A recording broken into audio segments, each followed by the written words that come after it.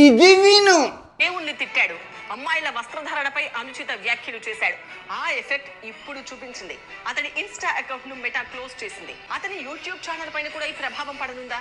కాదండి, తెలుగులో శాటిలైట్ మీడియాను న్యూస్ ఛానల్ను కొండెర్రి పప్పులు చేసిన తొలి తెలుగు మొగోడి ప్రపంచ యాత్రికుడు నా అన్వేషణ చరిత్రలో నిలిచిపోతాను, రాసిపెట్టి ఉంచుకోండి. ఇక్కడ ఫ్యాక్ట్ ఏంటంటే నేను కొండెర్రి పప్పులు చేశారన్న దానికన్నా వాళ్ళంతటా వాళ్ళు అయ్యారన్నదే నిజం.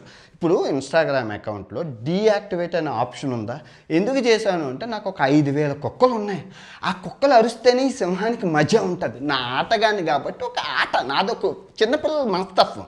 చిన్నపిల్లల్లాగా నేను ఏదేదో ముక్కులో పొక్క అంటాను, కంట్లో పూస అంటాను. ఇన్స్టాగ్రామ్ నా ఏకలతో పోలుస్తాను. అయితే నేను కుక్కలకి బిస్కెట్లు వేస్తే ఆ కుక్క బిస్కెట్లు తినడానికి పెద్ద పెద్ద శాటిలైట్ ఛానళ్ళు, మీడియా ఛానళ్ళు వచ్చాయి. నవ్వుకున్నాను మంచం మీద కూర్చొని, ఒకటే నవ్వులు.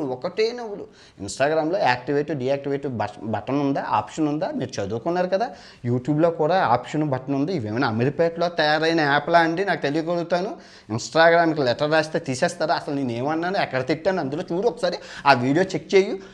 ఇన్స్టాగ్రామ్ టర్మ్స్ అండ్ కండిషన్కే ఉంది, అందుకే ఆ వీడియో ఉంది. ఒకళ్ళు అందులో వీడియోలో తప్పు ఉంటే ఎప్పుడో లేపేస్తుంది ఇన్స్టాగ్రామ్. మీరు వరకు చెప్పడం ఏంటి?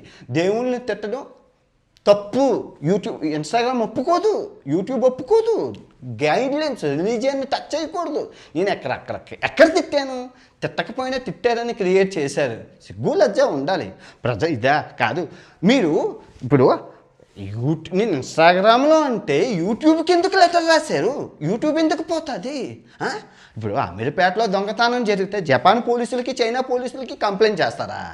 యూట్యూబ్ వేరు, ఇన్స్టాగ్రామ్ వేరు. మీరు చెప్తే తీసేయడానికి ఇవేమైనా అమీర్పేటలో తయారైన యాప్లా? నాకు తెలియకలుగుతాను. అంత అమెరికా అండి. నిజంగా దేవుడి దయ వల్ల అమెరికా కంపెనీల్లోనే అమెరికా యాప్ల్లో పనిచేస్తున్నా. అదే ఇండియా యాప్లు ఉండుంటే ఈ పాటికి మీరు అన్నవన్నీ నిజంగా మీడియా ఛానల్ ఎలా బతకాలండి? మీ ఎథిక్స్ ఏంటండి? నాకు తెలియకలుగుతాను. ప్రజల యొక్క సమస్యలను ప్రభుత్వానికి తెలియజేయాలి. నా చిన్నప్పుడు 9th క్లాస్ చదివేటప్పుడు ఈ టీవీ వచ్చింది, టీవీ నేను. ఆ రోజుల్లో అసలు ఎంత గొప్పగా స్ట్రింగ్ ఆపరేషన్లు, పెద్ద పెద్ద ఆపరేషన్లు చేస్తే అబ్బో అనుకున్నాను.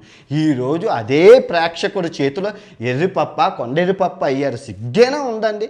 మంచి మంచి జర్నలిజం చేసేవాళ్ళని పీకి పాడదబ్బి. అయినా మీకు ప్రాబ్లం ఏంటండి? 130 దేశాలు తిరిగి 99 మంచి పనులు చేశాను.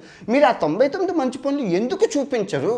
ఎప్పుడూ నా మీద పడి ఆడడమే, ఏడుస్తూనే ఉంటారా? ఒక్కటైతే అనుకోవడానికి మొత్తం అందరూ శాటిలైట్ మీరే పెద్దోళ్ళు. మీరు స్టార్ట్ చేస్తే అందరూ స్టార్ట్ చేస్తారు. ఎందుకంటే నమ్మకం అలాంటిది. మీరు అంత తోపులని. ఇప్పుడు మీరు కొండేరిపప్పులు అయ్యారు కాబట్టి